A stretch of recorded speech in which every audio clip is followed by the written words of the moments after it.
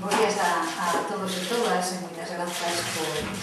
acudir a esta comparecencia de prensa do Partido Socialista, desde que aquí queríamos tentar de facer unha valoración da comparecencia de onte do presidente do Goberno da Xunta e mesmo poderlles tamén comentar algunha das propostas que fixo onte o presidente e tamén as que fixo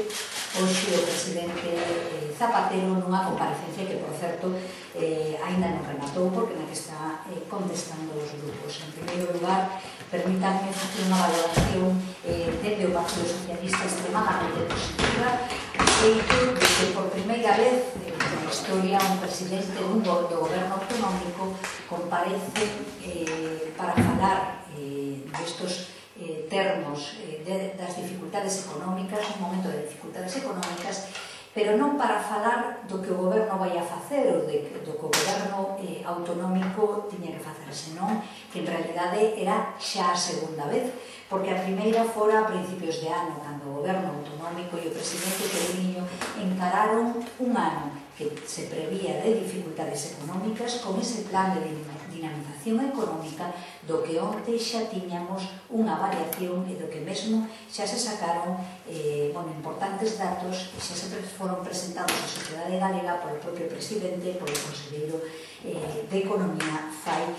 algunhas semanas. Por lo tanto, dúas boas novas: a comparecencia ou ese impulso pola democracia, por facer, como dixo o presidente Touriño no seu discurso de investidura do Parlamento, eixe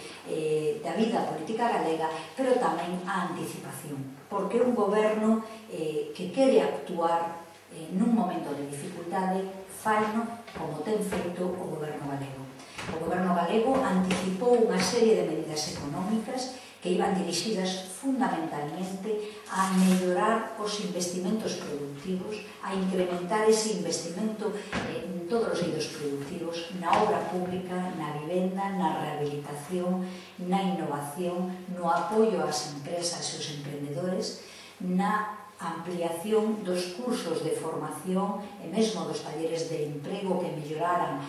a empregabilidade e a formación continua dos traballadores e as traballadoras, en definitiva, en todo aquilo que podía dotar a Galicia de instrumentos, de recursos que fixeran e que posibilitaran que resistira mellor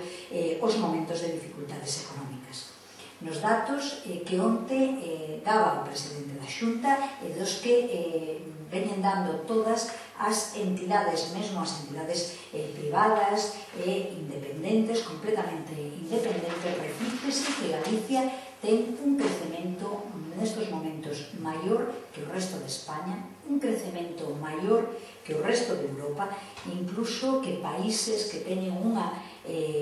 economía como moita solera, como sociedades e países que levan moitos anos con economías potentes. Galicia está nestes momentos medrando máis, está creando emprego,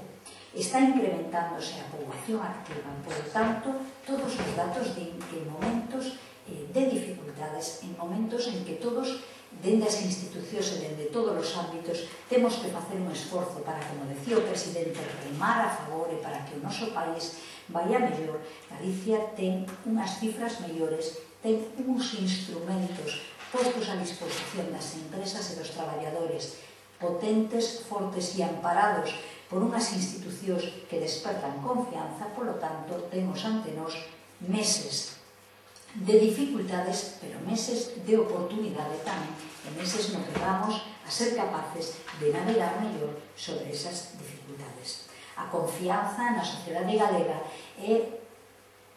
se me permiten, o eixe central sobre o que o goberno galego ven actuando desde que o preside Emilio Pérez Touriño. Creer nunha Galicia en vanguarda, creer nunha Galicia que poida ser innovadora, creer nunha Galicia que poida liderar as ratios de emprego, pero tamén de empresas con alto valor engadido,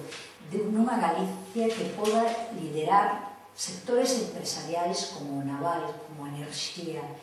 como as novas tecnoloxías, como a información,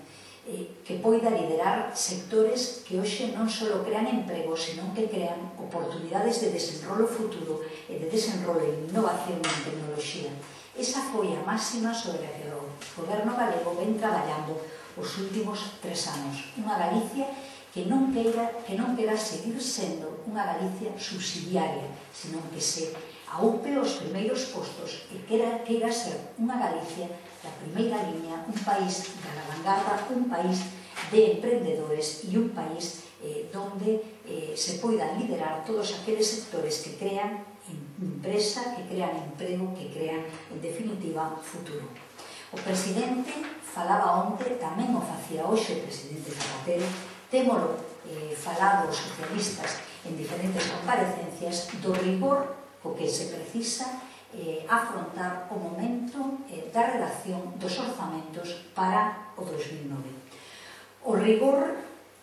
nos plantexamentos os que se vai a dirixir as prioridades nas que se vai a centrar ese orzamento de 2009. Investimento productivo, investimento para obra pública, para apoio ás empresas, para apoio a todos os sectores empresariais, para a mellora e a formación do emprego e tamén prioridade para o investimento social. Xa ten anunciado o Goberno de España un incremento das pensións mínimas do 6%. A secretaria de Organización do Partido Socialista Obrero Español, Leire Pajín, anunciaba antonte que as bolsas medrarían a semade un 6%. Onte o presidente Touriño e secretario xeral do PSDG facía os mesmos anuncios. O investimento social iba a continuar. Manter a protección social das familias é a mellor garantía para pasar os momentos de dificultades económicas. Non se lles escapa a ningún de vostedes, e teño para min que a ninguén da sociedade galega, que moitas das dificultades do financiamento internacional veñen derivadas de países onde a protección social é menor, onde para comprar unha vivenda, para ter unha oportunidade de vivir, hai que recurrir a produtos financeiros de moi baixa calidade que logo desestabilizaron o mercado internacional. Que hai países que son moi poderosos, onde todavía os seus líderes políticos reclaman ou prometen que van a por sistemas de protección social ou de protección sanitaria para todos e todas. É dicir, países ben longe do que hoxe e do que a socialdemocracia ten feito tanto en Europa, en España e agora en Galicia. Por lo tanto, investimento productivo, investimento social e, dende logo, austeridade no gasto superfluo.